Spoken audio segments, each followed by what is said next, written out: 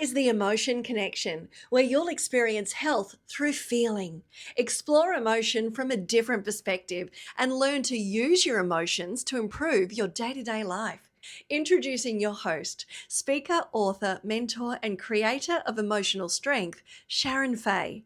Sharon heads up a successful business empowering leaders to bring about organizational development and cultural change.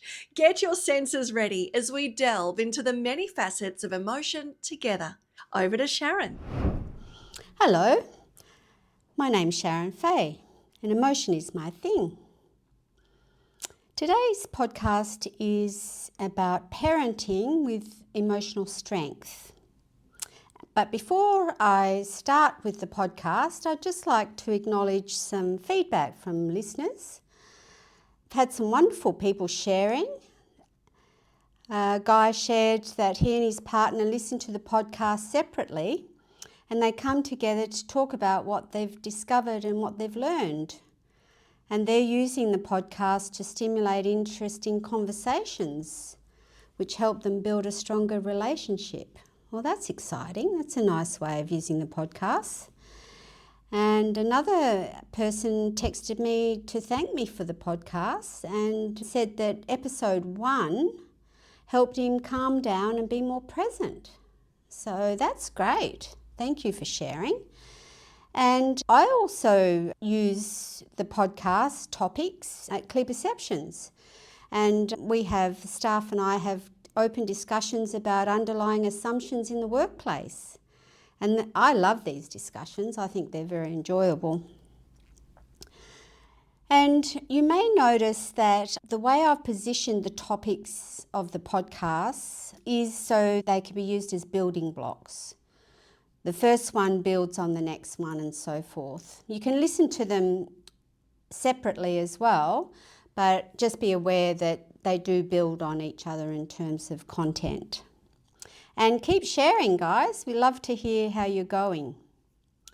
So the structure of the podcast is your role as a parent. I'll talk about some parenting styles and what it's like to parent with emotional strength. And how can I learn to parent with emotional strength? So this is an introductory look at parenting with emotional strength. And that's the first step, is to start with baby steps and build up from there. So what is your role as a parent? Well, I know from personal experience, it's daunting for a new parent to realise that this little bundle of joy is completely dependent on you. You are responsible for your baby. And the questions you might ask yourself is, what if I don't know what to do? What if I make a mistake? Will that damage my baby? How will I tell what my baby needs? What if I can't stop my baby from crying? So many unanswerable questions. If you're a first-time parent with little experience with children like I was, you have many more questions and may experience self-doubt. That's very common.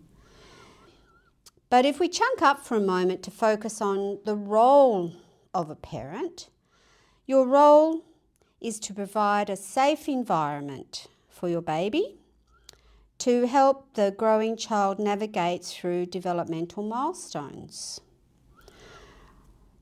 It is well established in research that each group is expected to reach certain developmental milestones. The child needs to move through these milestones to have psychosocial resources, emotional capacity, and life skills by the time they reach adulthood. Remember when you took your baby to visit the child nurse at 6 weeks? The nurse measures the circumference of your child's head, the length of your baby, and the reflexes are checked. All those things to compare your baby to the norm. Now, the norm is comparing babies at the same age all across Australia and sometimes globally as well, but mainly Australia for us. And from this perspective, your baby is expected to develop within a similar range to other babies of the same age. And that's how they keep a check on that the physical development is happening at the right speed in the right way. And that being said, of course, this is not an exact science. Your baby may develop faster or slower than their cohort. And beware that, remember, faster is not better and slower is not worse. We get into these habits. And just be aware of the meaning you give things, because, faster is thought to be better and it's not, it's just different.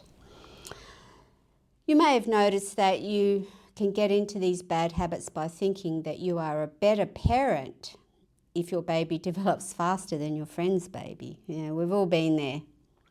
This is not true, although mothers' groups tend to do this quite a bit. This is not a competitive game that you want to play. Remember, every baby is different. Of course, as a parent, you want the best for your children and you would like to do a really good job. I know I did. And there's no one best way. If you are a new parent, you may feel more anxious as you have less experience, so that's pretty normal. If you are an experienced parent, having had multiple babies already, you may feel quietly confident, but then out of the blue, your new baby is completely different to the rest, and you feel like you're in the same boat as a new parent again. These things happen. So what about parenting styles? Well, I'm happy to say that parenting styles have changed from when I was growing up. Well, that's a very good thing. And when my children were growing up, and that's another very good thing. Unfortunately, for a lot of children, parents have been stuck in a reward and punishment parenting style for a long time. And this is, if children are good, they get rewarded. If they're bad, they get punished. Now, the problem with this type of parenting style is that good and bad are judgments. The parent judges the child to be good if the child makes the parent's life easier. That's interesting. And, of course, vice versa. If the child makes the parent's life harder, then he's a naughty baby or she's a naughty baby. And this isn't very fair at all. The parent may be in a bad mood for other reasons not to do with the child, and then blame the child for being naughty.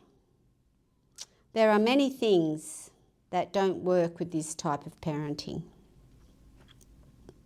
If you're feeling sad or angry on a given day, let your children know that your mood has nothing to do with them. Children tend to think it's their fault for how their parent is feeling. So let them know it's not about them. The child is responding to you. If you're in a bad mood, the child will respond accordingly. Then the child gets into trouble, and that's not fair. You can see this with a very young child. Try it for yourself. See what happens when you frown at your baby. See what facial expression the baby gives you. Does it mirror your facial expression? Now, smile at the baby and see what happens. This may be obvious, but parents forget these simple ideas, and it's helpful to remember. It gets more complex from here. Imagine if parents are acting out of their own childhood trauma. What happens to the child in these cases? For example, my mother was born between wars and in the Great Depression of the 20th century. with no parents, and her and her sister were passed around from house to house, as no one wanted to raise two little orphan girls in those days. And as a child, the story goes, my mother was willful and my auntie was complacent. Therefore, my mother was locked up in an outdoor safe without food or water as punishment. And what type of mother could she be coming from those early experiences? Of course, she acted out and carried the abuse into the next generation, which was me. This is an extreme case, but it makes my point. The child responds to the primary caregiver. I was a young parent in the 70s and I was motivated to interrupt the abuse that I experienced and survived. I wanted to be an excellent mum, but I didn't have the skills to know what to do, and I hadn't been around any other children before my first child was born. So my first child was the first baby that I nursed. I found the nurses to be very controlling in the hospital, and my baby was put on 4-hourly feeding schedule. I was not permitted to change my baby's nappy in the hospital. I had to wait until I got home. Can you imagine that? Not allowed to change a baby's nappy. They were cloth nappies in those days. Nevertheless, this was a very anxious start to motherhood for me, and I felt like I had no voice to stand up to the strict matron-type nurses. They were very harsh. The parenting style of the day was still reward and punishment type activity. I was determined to do a good job, so I became controlling. I didn't know I was controlling at the time. I wonder if you know if you're controlling. I thought I was just doing a good job by making sure everything worked. 4 children on my own on welfare was a big challenge for one person. I was very organised and it seemed to work, at least from my perspective. So parenting with emotional strength is very different to reward and punishment. And when I became a grandmother, everything changed. It's amazing. What I thought was important when I was a young mum wasn't that important after all. I started to see the world through the child's eyes instead of making sure the logistics worked. Now, you might assume that I was not as busy as a grandparent, but people who know me know I am extremely busy, probably even busier than I was as a young mum. And the paradox is that I slowed down. I'm busier, and yet I slowed, and I was present with my grandsons. We spent time having deep and meaningful conversations, and we still do today. And I'm proud to say that they have grown into fine young men, and they can look at a person in the eye, can shake your hand, and have a really decent conversation. They're open and they care. What is the difference between the two parenting styles? I've asked myself this question many times. The answer I've come up with is, of course, emotional strength. The old model of parenting took the view of the parent. So it was all about me back in the day. Parenting with emotional strength takes the view of both you and the child. Parenting with emotional strength sets up parameters. For example, I told the boys that whatever happens, there is nothing wrong. And that seems a bit odd, but by that I mean I didn't ever consider anything was wrong, even if the child felt like he was in trouble. From my perspective, he wasn't in trouble. There's boundaries, there's different perspectives, there's learnings, there's conversations to have, but I am not assuming that something is wrong. This is a change in the way you think, it's a change in paradigm. This is a very different way of parenting and a different way of thinking. Parenting with emotional strength is certainly not soft. It is strong, clear, fair, and consistent. Parents understand their underlying assumptions because they've listened to the podcast, and their underlying assumptions about the child is not the truth.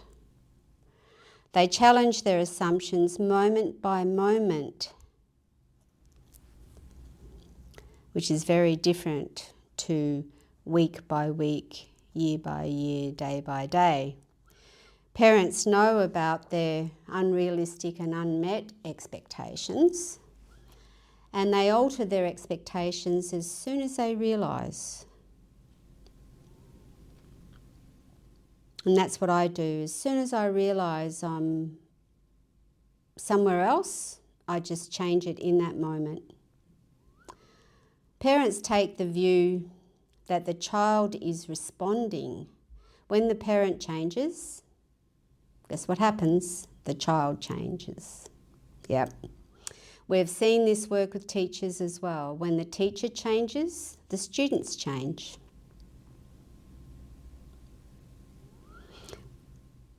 Parents practice being in their bodies and being present. And those of you who have tried being present, it slows everything down. You get off the mouse's wheel. Life is still busy, and with this new perspective, you have space. You don't have to go on holiday to have space. You can have space in the moment. And also, you're not as overwhelmed as usual. It's a bit of a paradox. As a parent, you have permission to keep learning with your children. It's not about pretending that you're the expert. Both you and your children are growing together in sync. And when this sync is disrupted, you have the ability to respond in an open and vulnerable way in the face of intense emotional experience. Whatever happens, you just respond. We are not chasing perfection here. Everyone slips up and acts out. Everyone does it. The trick is that when we slip up, we correct it in the moment, or as close to the moment as you can. Close it out and off we go again. There's no baggage carried. There's no vindictive behaviour or grudges playing out later. And that's very important. There's nothing coming down the track. It's done. It's over. So, how do I parent with emotional strength? Well, the first step is to know that you can change your parenting style if you're not happy with it. You're not stuck with it. The second step is for you to decide you want to change your parenting style. It's your decision. You don't have to. And the third step is to be open to learning another way. Now that's quite difficult because you have to stop and be present. And the final step in the change process is to practice, mess up, practice and mess up again. And remember, there's nothing wrong if you mess up. It's about learning and practicing.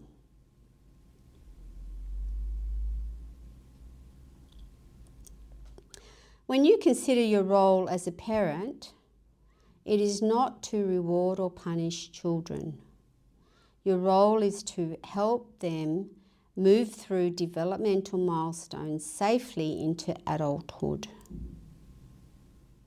Your role is to teach them, guide them, set clear boundaries, be consistent with your family values, so you're not saying one thing and doing another.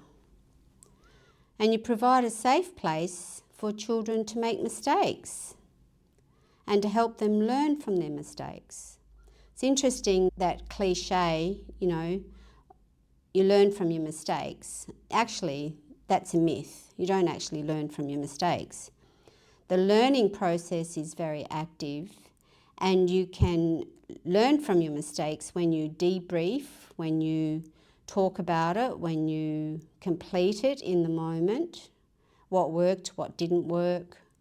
And the learnings come from that kind of conversation, not just make a mistake and think you're going to passively learn. That's not how the learning process is. It's very active.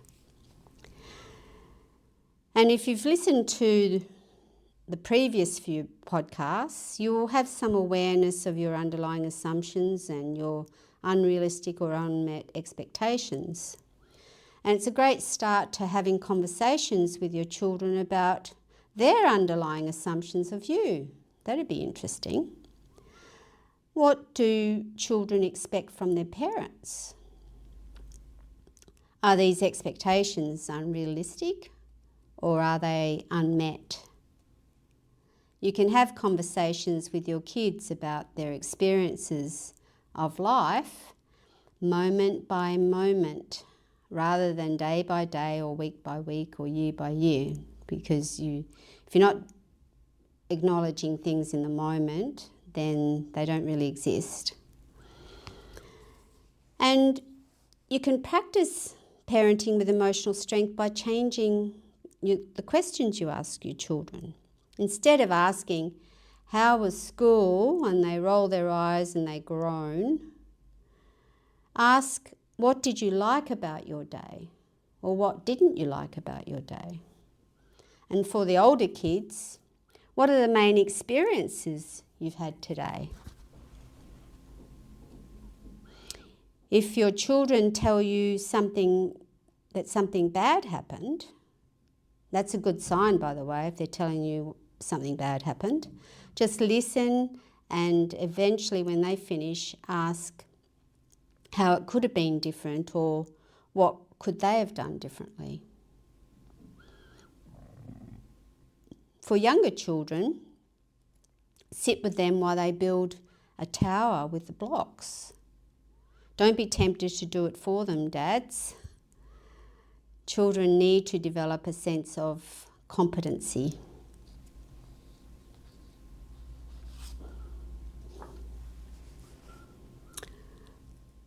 To recap, what is your role as a parent? To help your children grow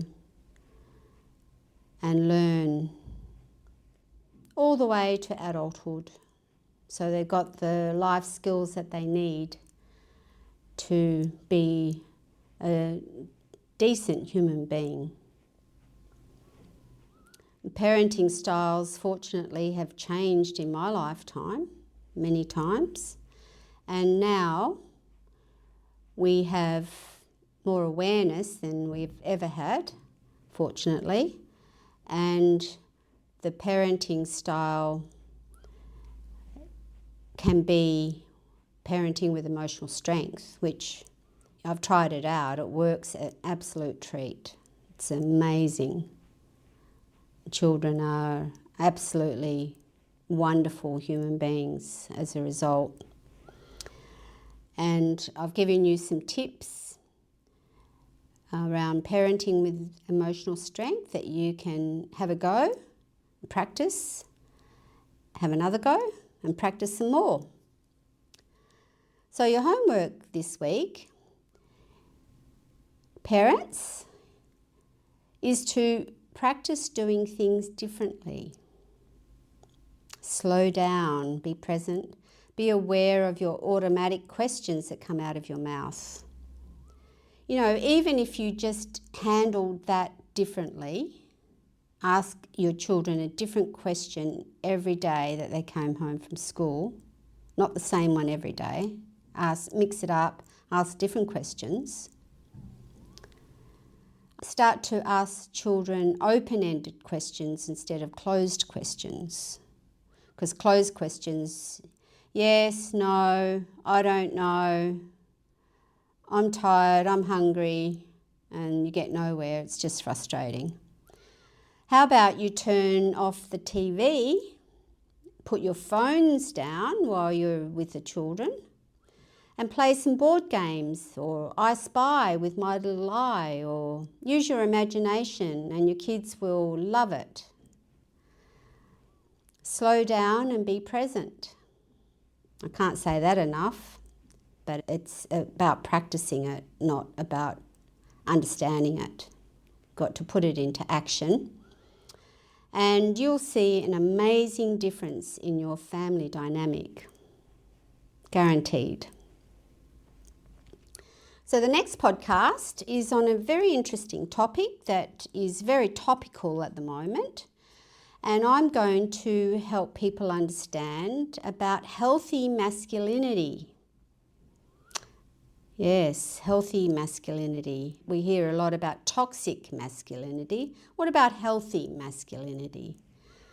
And let's teach our men how they can really be amazing.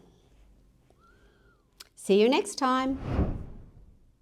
Well, that's a wrap. The Emotion Connection is produced by Sharon Faye and her team at sharonfaye.com. With a vision to help people feel, this is just one way we're spreading the word. Sharon Faye is an engaging speaker with a compelling message. Book her for your next conference to ensure a unique and memorable experience for your audience. We encourage you to engage with Sharon through the podcast. You can also email Sharon directly, sharon@sharonfaye.com. We'd love to hear from you. The Emotion Connection, Season 2, hosted by Sharon Faye.